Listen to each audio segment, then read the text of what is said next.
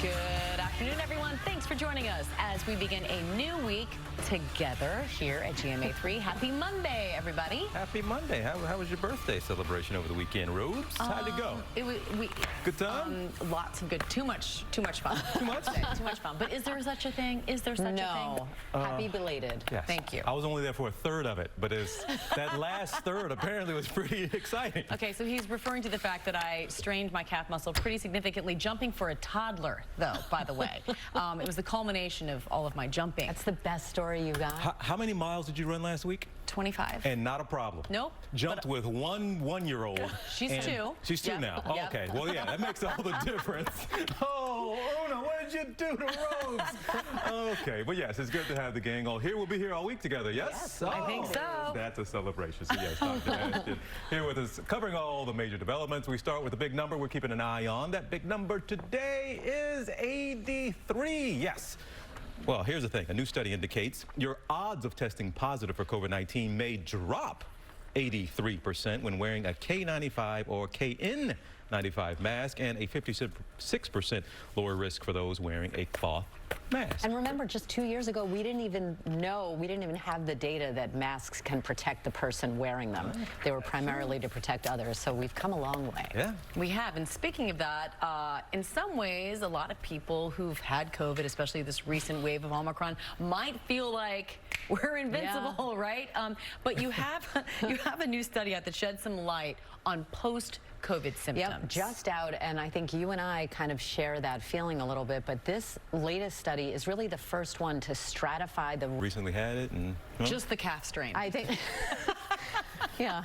That's a new side effect of COVID. I'm going to blame COVID. That's happened one time. Discovered. But hey, as you always say, it only takes one. That's right. All right.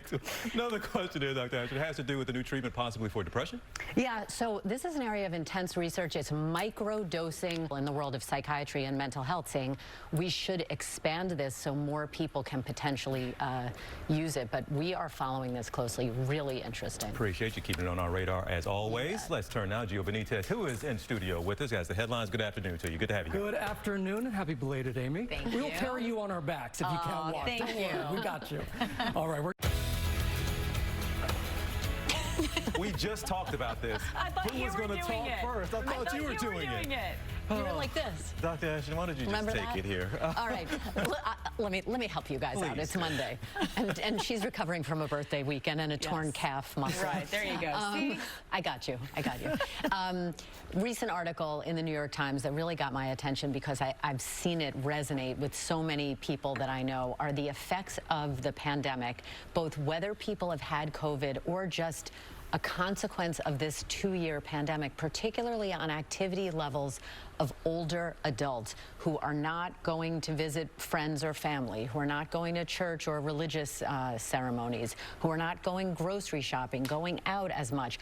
And literally their activity levels have declined significantly, and it's deteriorating their overall level of health, which can happen as we age anyway. So it's kind of a 1-2 punch, and it's happening to people whether they've had COVID or not. So of course, we talk about post-COVID syndrome, and you can have fatigue and musculoskeletal problems and cognitive issues, even with mild COVID.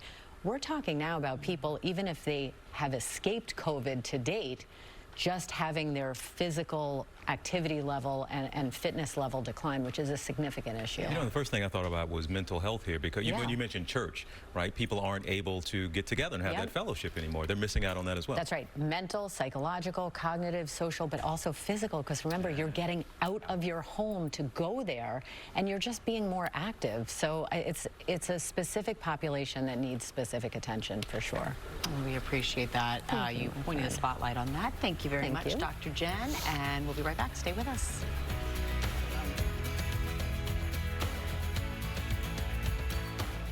Long, but oftentimes the commercials are my favorite part of the Super Bowl. I agree with you. Yep. It just depends on the right. game. I mean, Okay. sometimes, you know, you never know. Okay, but these have been fun to watch. That's a Bud Light commercial you Yeah, said? yeah. Did I miss the beer in the commercial? Or we aren't allowed to show it? I didn't miss it, did I?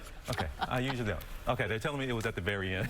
Okay, Dr. Ashton, our first question has nothing to do with beer here. But the first question from our viewers, if a person has COVID-19 but is asymptomatic, can the virus still end up having a negative impact on their health in the future? Well, it appears based on published data, and remember we're 2 years in, that the answer is yes, because we've seen that with post-COVID syndrome, that can occur in even mild cases. We know, to go all the way back to the beginning, the whole point of COVID and why it's so difficult to control this virus and reduce this pandemic is because about 40% of COVID-19 infections can occur in someone who has no symptoms. Now, again, then the long-term effects that we're finding on the brain, on the musculoskeletal system, on the lungs, on the heart, that can occur even in mild or potentially asymptomatic cases. So this virus is bizarre, to say the least, in the way it behaves, and we are still learning so much about it because now we have people who are 2 years post their first COVID infection.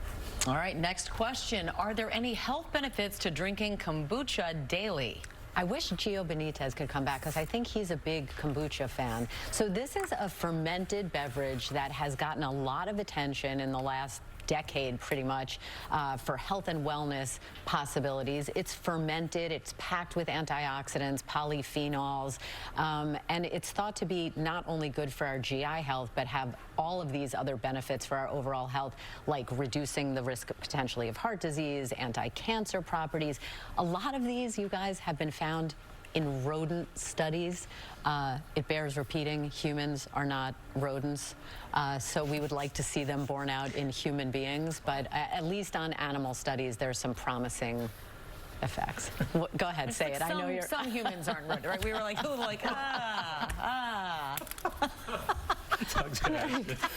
It's Monday. It's good to have the whole band back together, right? Gotta have fun. Folks, keep your questions coming to Dr. Ashton on her Instagram at Dr. J. Ashton. All right, we're going to turn now. Declutter? Are you having these issues? Clutter issues? No. oh no, You're not. there's nothing I love more than a good dumpster. I am a very, I don't like clutter at all. So I'm very excited about our next guest because he can help everyone who needs to declutter. He was featured for years on the show Hoarders, one of my favorites, and currently stars on the PBS show Legacy List with Matt Paxton. And he is sharing his years. Turn now to Dr. Jen Ashton for final thoughts. All right, you guys, on this Motivation Monday, I actually want to thank both of you for motivating me to get more into cardio. You know, we talk here about the importance of fitness routines. I love lifting weights and resistance training, but I, turned that lens on myself and said, Jen, you need more cardio because I always see what you guys are doing. So my tips for people who really don't like cardio but want to get back into it, do a little wellness challenge and, try to do it most days, but make it a routine. Think of it like brushing your teeth. You wouldn't skip brushing your teeth, so don't skip your cardio. Earlier is better in the day. I have found that. I know it can be hard with our work hours, but if you get it out of the way soon, you will never regret it. And then just baby steps. Increase your duration by 5, 10, 15 minutes. Even if you're walking. I did a 45-minute run this weekend. That's awesome. In honor of your birthday. Perfect.